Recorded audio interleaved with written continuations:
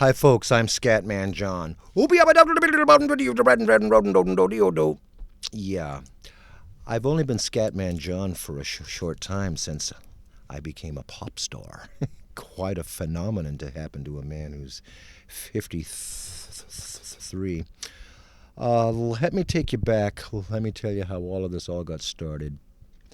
I've been stuttering since I've been speaking. Scatman is a success because I stutter.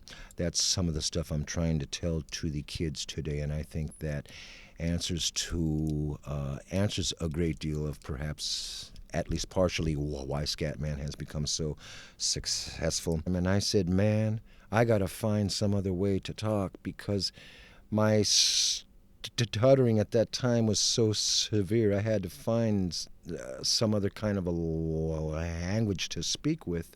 So I took right to jazz like a duck takes to water. And that's when some of the occupational hazards first began to show up. The drinking and the drugs and all of that. And my stuttering at that time was still very severe. I had a very troubled childhood because of stuttering. And so he went on and on and on. And I kept playing jazz and I kept drinking. I played most of the jazz clubs in California at that time. And my drinking kept increasing and increasing. By 1985, I'll cut to the chase, I had nearly demolished myself physically, mentally, and spiritually with the chemicals. However, my wife and I decided to come to Europe. We came to Europe in 1991. First city that we hit was Berlin, and it was culture shock to the maximum for the two of us. And we survived it, and we got through.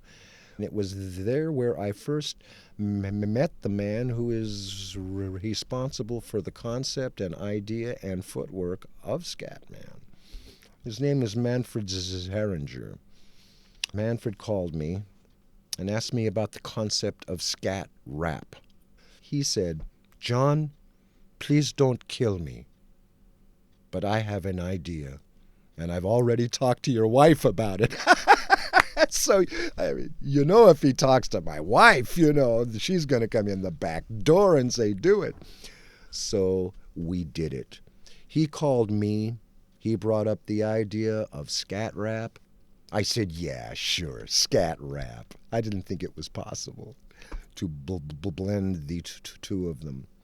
And the first name that came to me was Scatman. I went into the studio. They gave me an F minor beat, and that's all I had. Just that beat.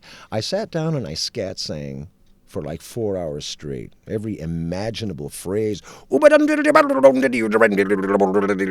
and on and on and on. Every sound imaginable.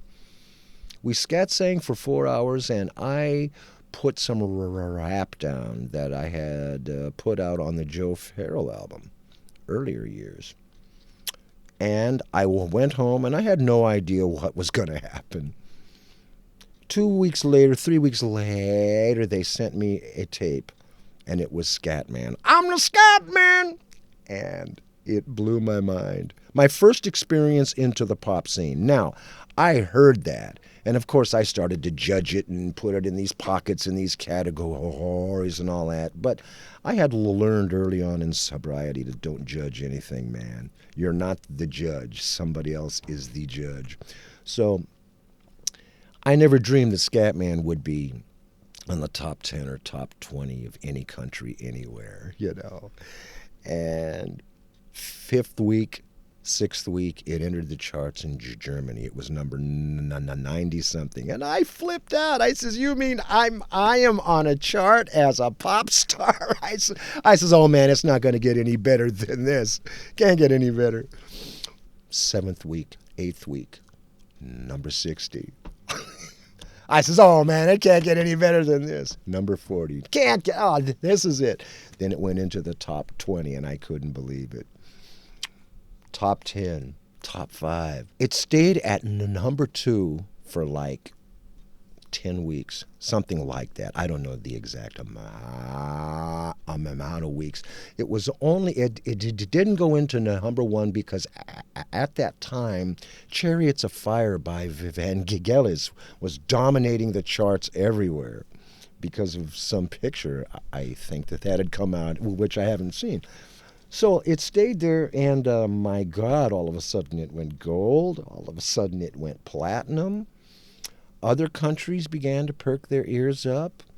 We decided to go in and do the album, which came out. And I mean, I'm just sitting watching all of this happen. I mean, I'm 53 years old. I mean, I don't take the fame or anything too seriously. I mean, it isn't important for me to be Scatman, but it is important for me to try to communicate to the kids. That makes sense to me. Okay? So when the album came out, Japan's ears perked up. I mean, before that, let me back up. France perked their ears up. Scatman went number 1 there. Scatman went into number 1 in about 18 countries. I said, is this real? I said, is this real? And I started to wonder why. What is it about Scatman? What is it? And I still don't have a clear-cut, absolute answer yet. But the whole purpose of the song of Scatman, if you've noticed, if you've heard it, there's 3 verses that talk about stuttering. Now, you've heard me speak fairly fluent here, but let me tell you, Scatman can really stutter at times. The whole purpose of the song is to help people that stutter. The main punchline in the song is, if the Scatman can do it, so can you. Okay? So the album came out after the single going platinum and gold in umpteen countries all over the world. Unbelievable. The album came out and Japan loved it.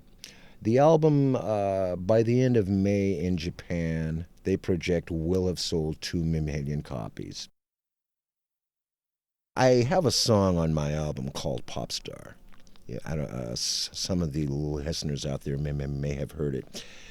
It is a takeoff on Pop Stars, and it is the corniest beat. It's got all these corniest sounds, and it really swings, man. And it's a takeoff on Pop Stars. Some of the words are, I take my fame as serious as any pop star can. I'm a leader and an icon and a revolution man. I've got gold-plated toilet tissue. Money never is an issue. I mean, I really get down on how serious some of the younger pop stars who don't know better take themselves. You know, I am really, really grateful. I think the word for me to come to the end of this interview, the word for me is gratitude.